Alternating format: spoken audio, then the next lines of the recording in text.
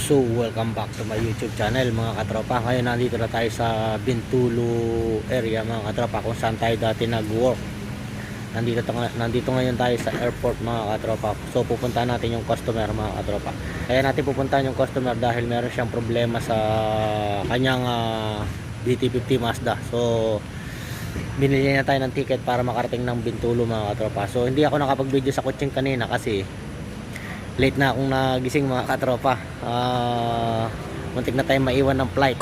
So yun, bago yung lahat mga katropa, maraming salamat sa pagsuporta sa aking channel, lalong lalo yung mga subscriber, YouTuber, viewers. Sa mga hindi pa nakapag-subscribe, mag-subscribe na kayo at hit yung notification bell, hit nyo ang all na bell para lagi kayong updated sa aking mga bagong content. Yan, so syempre shout out sa admin ng Mechanic Group, kay paring Janjan, kay paring Louie, kay Sir Peter Tax. Yan, sa mga group admin, shout out sa inyo mga katropa, saka sa inyong mga member. So yun nga mga katropa, nandito tayo ngayon sa Bintulu Airport. Galing tayo ng kutsing sa area natin. So pinapunta tayo ng customer dito para tignan yung kanyang Mazda BT50. Ayaw mag-start mga katropa. So siya nga pala mga katropa, itong Bintulu, 8 years tayo rito sa area na to mga katropa, bago tayo nakarating ng kutsing. Tatawagan ko muna yung customer mga katropa para pasundo tayo mga katropa. So let's go.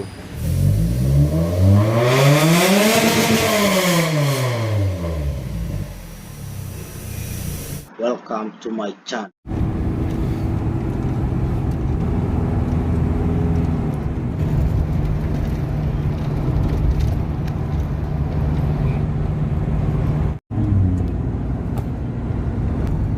Ini JPJ kan? Ya, JPJ.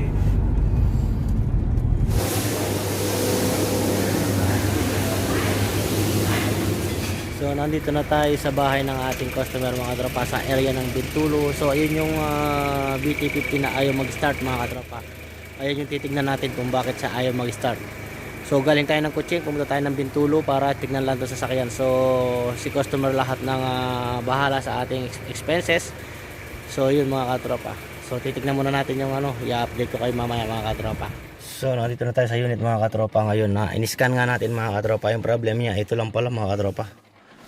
Camshaft sensor lang mga katropa yung problema. Pinapunta pa tayo dito ni customer. So ganun talaga kasi wala siyang tiwala sa ibang gagawa. Meron talaga mga customer na ganun mga katropa. So yun nga, in-scan natin camshaft position sensor, yung kanyang issue. So off muna natin, na-scan natin, mamaya natin i-delete yan mga katropa. So 3.2 yung kanyang unit mga katropa, BT50. So yung location ng kanyang camshaft sensor nandun sa dulo yung kanyang camshaft sensor. Ito yung original parts natin ng crankshaft sensor mga katropa. Baka kailangan nyo ng parts number. So ayan si sir. Ito yung owner, yung tatay niya. So ngayon tatanggalin ko muna yung crankshaft sensor, tapos mamaya i-update ko kayo. A few moments later. So naikabit natin mga katropa. Ngayon testingin natin kung i-start ba siya mga katropa.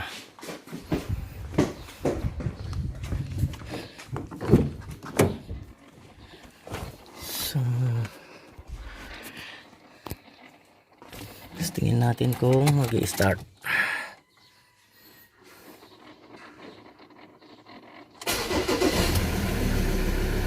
So nag-start na siya mga katropa.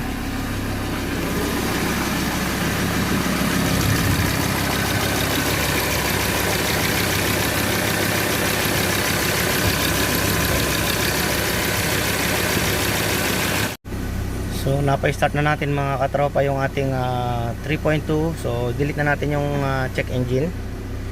So ayan.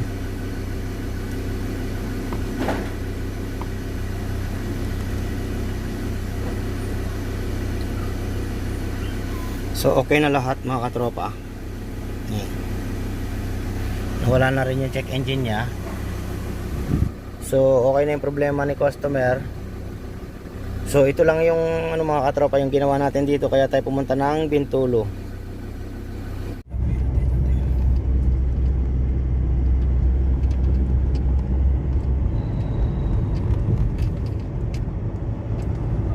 Waterfront Bintulu.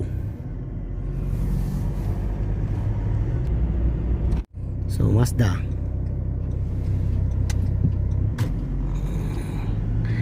Mazda dealer at Bintulu. Asia Pac Auto. So Mitsubishi Motors. Mitsubishi Motors. Uy. This is a Bintulu town. Bridge under construction.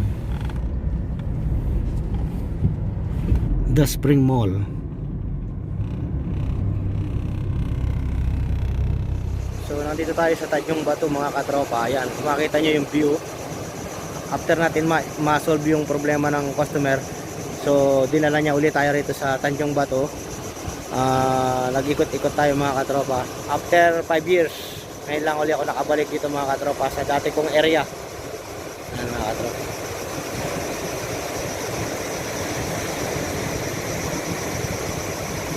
So maalon ngayon mga katropa. Nakita niyo naman yung tubig kulay brown.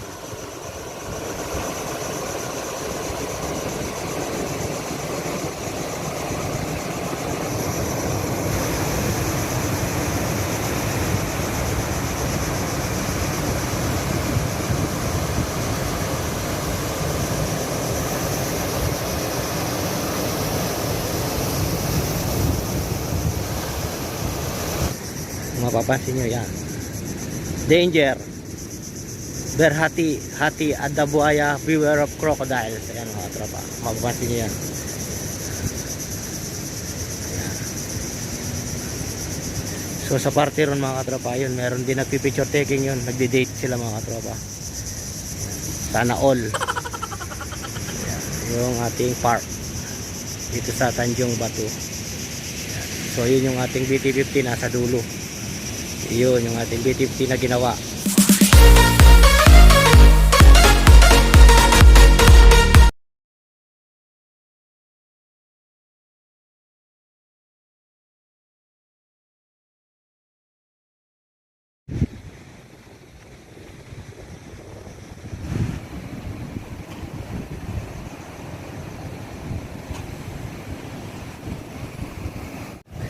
Ito maganda yung view rito. Ayun si Sir.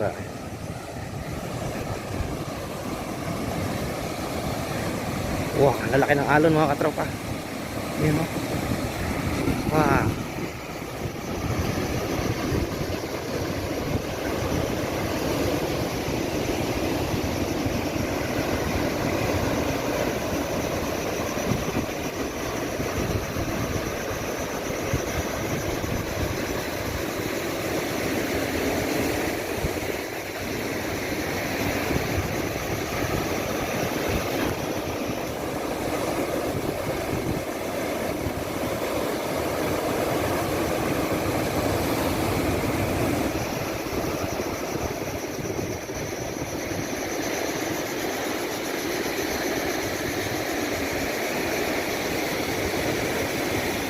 So ayan mga katropa, nandito na tayo sa Bintulu Airport. Papalik na tayo ng Kuching.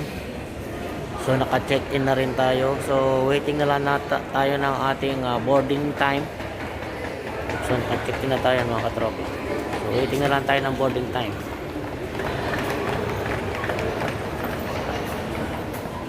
So pa-boarding na tayo mga katropa. So inabot na tayo alas 7 na. Yun yung ating aeroplano mga katropa. Pasok na tayo mga tropa.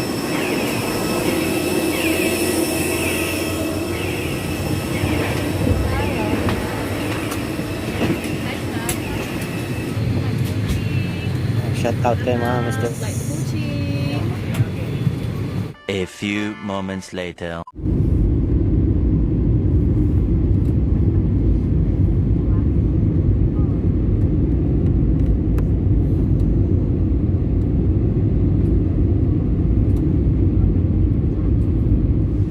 Mga katropa, nandito na tayo sa Kuching Airport at nakarating na tayo. Thank you Lord at nakarating ako ng safe dito sa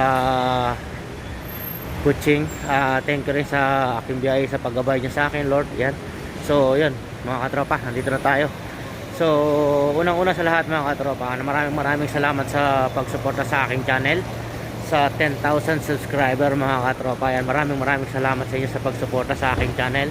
hanggang sa muli mga katropa. Ulitin ko, maraming salamat mga katropa. 10,000 subscriber na tayo mga katropa. Yan. So hanggang sa muli mga katropa. Stay safe, stay tuned.